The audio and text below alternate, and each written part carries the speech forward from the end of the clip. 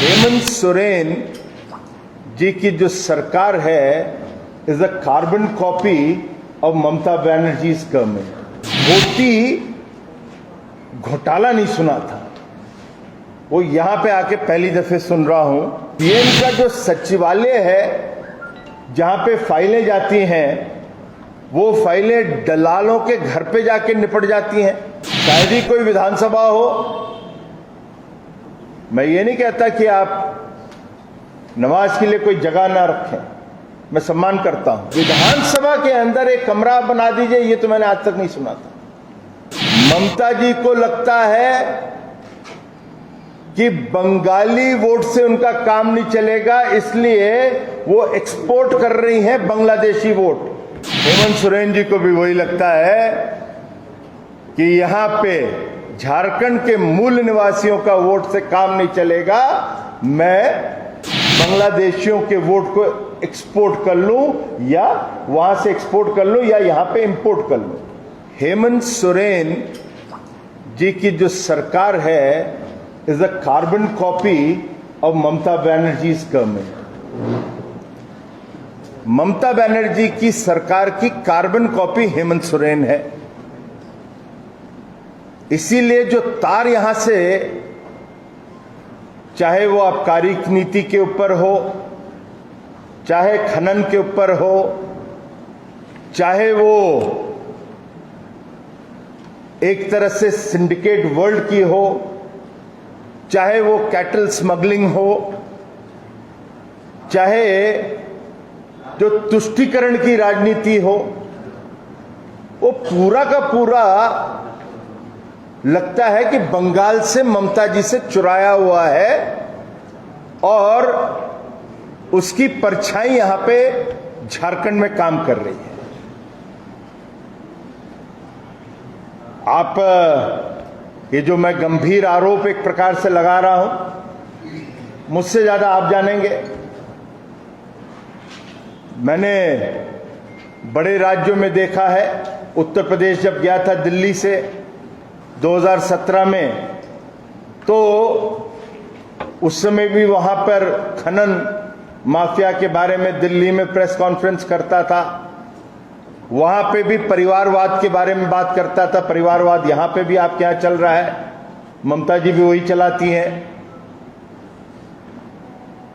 ममता जी भी किस प्रकार से अपने भतीजे को, अभिषेक को, किस प्रकार से अवैध रूप से लाभ दिलवा सकें, यहां पे भी परिवार को चल रहा है कि अवैध रूप से या डिस्क्रिशनरी कोटा में लाभ दिलवा दें, चाहे वो खनन का हो, कहीं ट्राइबल्स के लिए इंडस्ट्रियल टाउन बनने हो, उनको कहीं उद्यमी बनाना हो, तो उद्यमी बनाते समय उनको अपना परिवार ही दिख जाता है। यहां पर हेमंत जी को ये जितनी चीजें हैं ये देख रहा हूं मैं, लेकिन मैंने आज तक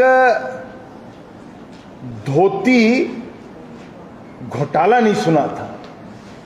वो यहां पे आके पहली दफे सुन रहा हूं। मैंने 2G, कॉमनवेल्थ गेम, बड़े चीजों पे मैंने चैनलों पे, आप लोगों के चैनलों पे जाकर प्रेस कॉन्फ्रेंस करके करा है। मैं यहां पे मैं पहली दफे आके सुन रहा हूं कि धोती घोटाला भी होता है, तो ये बड़ी चीज है। अब धोती में घोटाला क्या कर सकते हैं, मेरा आज तक नहीं समझ आया, मगर हो रहा है यहां पर। फिर ये भी सुनने में आ रहा है कि सीएम का जो सचिवालय है जहां पे फाइलें जाती हैं, वो फाइलें दलालों के घर पे जाके निपट जाती हैं, तो सीएम के सचिवालय का महत्व खत्म हो जाता है।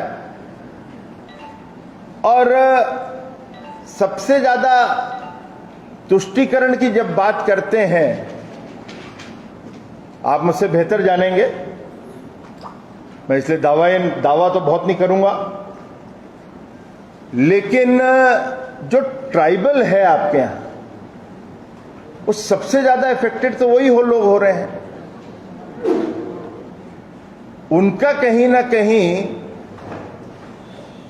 जो उनकी आदिवासी लड़कियां हैं, बहनें हैं, जो घटनाएं आती हैं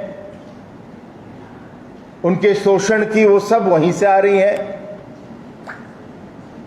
यहां तक कि तुष्टीकरण की पराकाष्ठा तो आप देखिए, शायद ही कोई विधानसभा हो, मैं ये नहीं कहता कि आप नमाज के लिए कोई जगह ना रखें, मैं सम्मान करता हूं,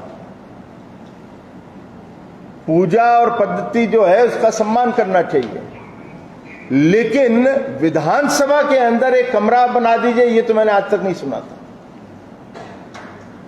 हम लोग विधानसभा या संसद को, संविधान जो कहता है वो कहता है कि आप इनको धर्म से परे रखिए।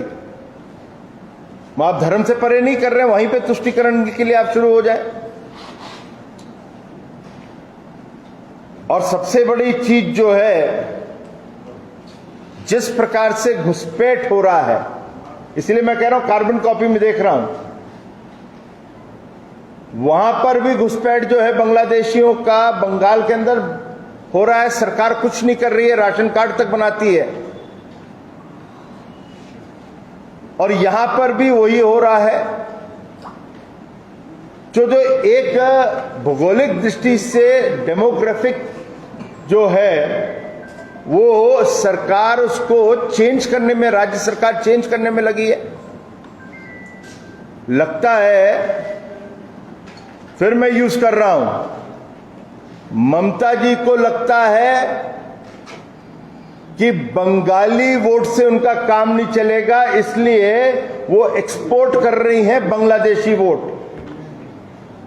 हेमंत सोरेन जी को भी वही लगता है कि यहां पे झारखंड के मूल निवासियों का वोट से काम नहीं चलेगा, मैं बांग्लादेशियों के वोट को एक्सपोर्ट कर लूं, या वहां से एक्सपोर्ट कर लूं, या यहां पे इंपोर्ट कर लूं। तो ये जो डेमोग्राफिक चेंज है, ये खतरनाक है, राष्ट्र हित में नहीं है। और मैं इतना ही कहना चाहता हूं कि भारतीय जनता पार्टी एनआरसी के लिए कमिटेड है।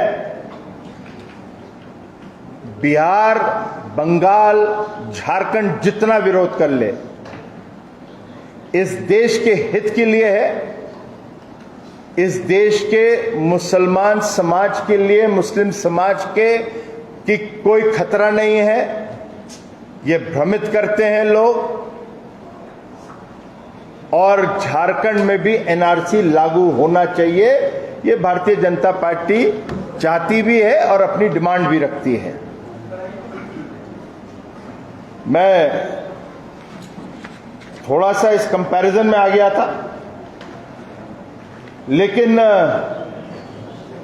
आप लोगों के बीच में मुझे जानकारी दी, मैं सोच रहा था कि मैं भी रखूंगा, मगर पता चला कि पूर्व में प्रेस कॉन्फ्रेंस में जो झारखंड को मोदी सरकार ने सौगात दी, वो आप लोगों के बीच में रखी जा चुकी है। तो ये उचित नहीं होगा कि मैं इसका उल्लेख करूं। तो पाठक जी, रखा गया ना। लेकिन मैं एक ब्रॉडली 9 साल के पीरियड को मोदी जी के, उसका भी उल्लेख हो चुका है, क्योंकि सुना था प्रेजेंटेशन जनरल वीके सिंह साहब ने करा था यहां पर, तो रिपीट करने की मुझे आदत नहीं है। लेकिन मोदी जी के 9 साल को डिफाइन करना हो 3-4 चीजों के अंदर, उसको मैं समअप करना चाहूंगा। कहीं मैं इंग्लिश में कहूं, 9 years have been brave and bold years of India. साहसी और हिम्मत वाला, या हिम्मत का की सरकार रही है 9 साल के अंदर, मोदी जी ने दिखाया है। मोदी जी ने 2S का पालन किया है।